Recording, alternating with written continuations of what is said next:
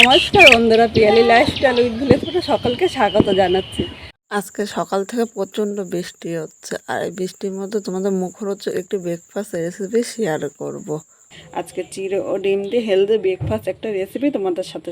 এবার আমি এই থালাটা সরিয়ে এখানে আমি একটা দেখো বাটি নিয়ে নিলাম মধ্যে। এবার আমি এই চিড়েগুলো নিয়ে এখন চিড়েটার মধ্যে আমি জল নিয়ে নিলাম। এইভাবে জল পাল্টিয়ে পাল্টিয়ে আমি 3বার চিড়েটা ধুয়ে নেবো। তার চিড়ের মধ্যে কিন্তু একটা বালি বালি দেখো, এই যে ধানের একটা কোড়া থাকে, সেই ধানগুলো কিন্তু এই জায়গা থেকে ভালো করে ধুয়ে নিতে হবে। চিড়েটা আমি 3বার ধুয়ে এনেছি, আর জলটা এইভাবে একদম গা শুকনো করে নিয়েছে। দেখো এর মধ্যে কিন্তু জল নেই। এবার এইভাবে চিড়েটা আমি 10 মিনিট ঢাকা দিয়ে রাখবো, আমাদের চিড়েটা কিন্তু নরম হয়ে যাবে। এদিকে একটা কড়াই বসিয়ে দিয়েছি, এখানে আমি 2 চামচ সাদা তেল নিলাম। তোমরা সাদা তেলের পরিবর্তে সর্ষের তেল দিয়েও করতে পারো। এখানে তেলটা গরম করে রেখেছি। এবার প্রথমে এই জায়গায় দেখো যে আলুগুলো আমি কেটে রেখেছিলাম, এর মধ্যে আলুটা নিয়ে নিলাম। স্বাদ অনুযায়ী লবণ দিলাম। গ্যাসে আগুনটা মিডিয়াম টু লো করে আলুটা 2 মিনিট ভেজে নেব, মানে আলুটায় যে জল ভাবটা আছে সেই জল ভাবটা আমি টানিয়ে নেব। বন্ধুরা, এখানে আলুটা 2 মিনিট ভেজে নিয়েছি, আর এর থেকে বেশি ভাজবো না। এবার এর মধ্যে আমি বটবটিটা দিয়ে দিলাম। তোমরা ভাবছো আলুটা আগে ভেজেছি, কারণ আলুটা ভাজতে সামান্য একটু টাইম লাগে, তাই বটবটিটা আমি পরে দিয়েছি। সাথে খুব অল্প পরিমাণে লবণ দিলাম, কারণ আলুর মধ্যে আমি একবার লবণ দিয়েছিলাম। এবার আলু ও বটবটিটা এর সাথে নেড়েচেড়ে মিশিয়ে আরও 2 মিনিট ভেজে নেবো, তাহলে কিন্তু এখানে আলু ও বটবটিটা ভাজা হবে।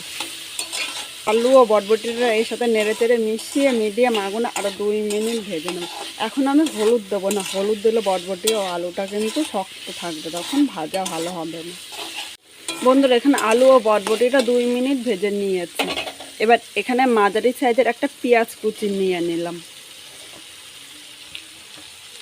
3টে কাঁচা লঙ্কা কুচি, তোমরা ঝাল যেরকম খাবে সেই হিসাবে লঙ্কা কুচিটা নেবে। এর সাথে আমি 1 চামচ আদা কুচি নিলাম। প্রথমে সব সবজিগুলো একটু নেড়ে চেড়ে এই মশলার সাথে মিশিয়ে নেব।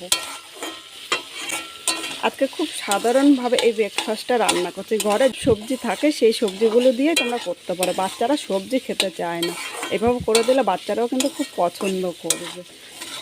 আমার ঘরে এখানে আলু ও বটবটি ছিল, আর সেরকম কিছু ছিল না। এর সাথে তোমাদের যদি কাজু কিশমিশ থাকে সেটাও কিন্তু দিয়ে দিতে পারো। কাজু কিশমিশ দিলে কিন্তু খেতে আরও সুস্বাদু হবে। আমি মাঝে সাঝে করি, ঘরে যেই সবজিগুলো থাকে সেই সবজি দিয়ে করে দিই।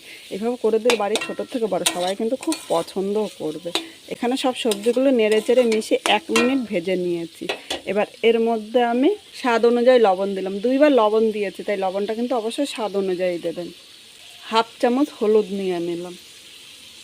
এখন লবণ ও হলুদটা এর সাথে নেড়েচেড়ে মিশিয়ে 2 থেকে 3 মিনিট হালকা লাল করে ভেজে নেব। এখানে সবজিগুলো ভাজা হয়ে গিয়েছে। এবার আমি যে চিড়েগুলো ভিজিয়ে রেখেছিলাম, এই দেখো চিড়েটা রাখাতে একদম ঝরঝর হয়ে গিয়েছে, এর মধ্যে কিন্তু একটুও জল নেই। এবার এই চিড়েগুলো এর মধ্যে আমি নিয়ে নিলাম। তোমরা দেখেই বুঝতে পারছো, কিন্তু এই চিড়েটা অবশ্যই শক্ত চিড়ে না হলে কিন্তু ভালো হবে না। এখন আমি চিড়েটা এই সবজির সাথে নেড়েচেড়ে মিশিয়ে নেব। এই সময় গ্যাসের আগুনটা কিন্তু একটু মিডিয়াম করে দিয়েছে, খুব জোরে দিলে তাহলে নিচে দিয়ে লেগে যেতে পারে, আর নিচে দিয়ে লেগে গেলে খেতে কিন্তু একদম ভালো লাগবে না। চিড়েটা নেড়েচেড়ে মিশিয়ে নিয়েছি। এবার এর উপর দিয়ে সামান্য একটু গোলমরিচের গুঁড়ো আমি ছড়িয়ে দিলাম। ইচ্ছে করলে তোমরা এই গোলমরিচের গুঁড়োটা স্কিপও করতে পারো, কিন্তু এসে একটু গোলমরিচের গুঁড়ো দিলে কিন্তু ভালো লাগে, কারণ আমি 3টে কাঁচা লঙ্কা দিয়েছি, সেরকম ঝাল হবে না, আর গোলমরিচের ঝালটা আমার খুব পছন্দ। এখানে দেখো সব কিছু নেড়েচেড়ে মিশিয়ে নিয়েছি। এখন আমি গ্যাসের আগুনটা বন্ধ করে দিলাম। এবার এখানে যে ডিমটা নিয়েছি, ডিমটা আমি এইভাবে কেটে নিলাম। এইভাবে সকালবেলা ব্রেকফাস্টে হেলদি একটা রেসিপি তোমাদের সাথে শেয়ার করছি। আর এই ডিমটা কিন্তু আমরা ভাজা না খেয়ে এইভাবে সেদ্ধ করেও নিতে পারি। এবার ডিমটা এইভাবে আমি টুকরো টুকরো করে নিলাম।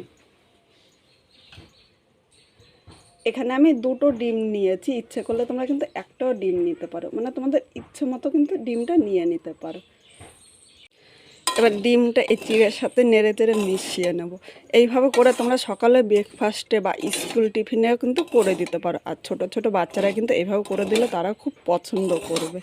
এখানে দেখো ডিমটা নেড়ে চেড়ে মিশিয়ে নিয়েছি, তাহলে আমার এই চিড়ের পোলাওটা আজকে তৈরি হয়ে গেল। আজকে একটু অন্যরকমভাবে চিড়েটা করলাম। আমার মতো যদি তোমরা বাড়িতে করো তাহলে অবশ্যই খেয়ে কীরকম লাগলো কমেন্ট করে জানাতে কিন্তু ভুলো না। নতুন কোনো বন্ধু যদি আমার এই ভিডিওটি দেখতে আসে, ভালো লাগলে একটা লাইক শেয়ার ও কমেন্ট করো, সাবস্ক্রাইব করে পাশে থাকো, যাতে নতুন নতুন ভিডিও আপলোড করলে সবার আগে নোটিফিকেশন আপনার কাছে পৌঁছিয়ে যায়।